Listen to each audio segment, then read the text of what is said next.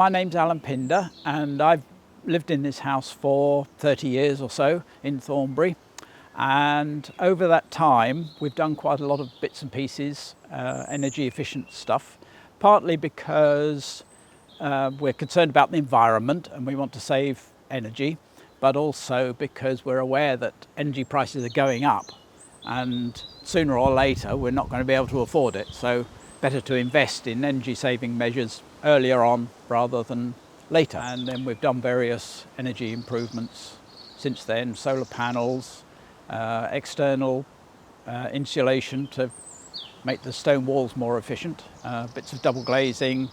So here we have quadruple glazed windows, which happened almost by accident because the original windows, which we wanted to keep because they were historic, were single glazed and drafty. So these front rooms were really cold. So we got a carpenter to make these double glazed shutters for us, which are pretty efficient, and they're double glazed, so that solved a lot of the problems.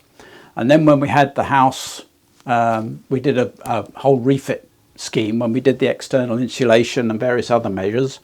They had the facilities to make wooden sliding sash windows that were similar, not the same, but similar to what we had before. So we said, let's do that as well to replace the old windows which were starting to fall apart. So it means we've ended up with quadruple glazing, which is really efficient. So we installed, when we did the insulation and sealed everything up, we found in the following years that we were getting really serious condensation, and this was a problem. Things were going mouldy in the cupboards and so on. So what we decided to do was to install mechanical ventilation with heat recovery, which is quite a complicated thing to say, but all it's doing is it's a combination of extractors and ventilation.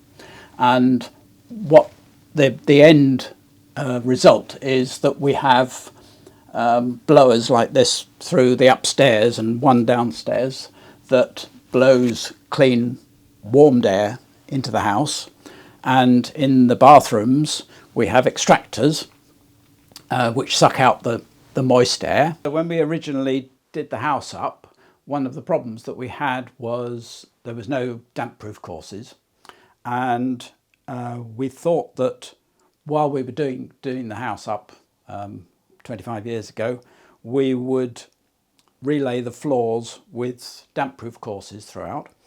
And one of the things we've learned is that when we do improvements and maintenance and things on the house, that's a brilliant time to actually do energy improvements as well. So while we had the floor up and the builders were in here doing all the work, we got them to put 4 inches of insulation underneath the floor, which at that time was the most insulated bit of the house, but it's not something we're ever going to do again. So we took the opportunity to do it while we could.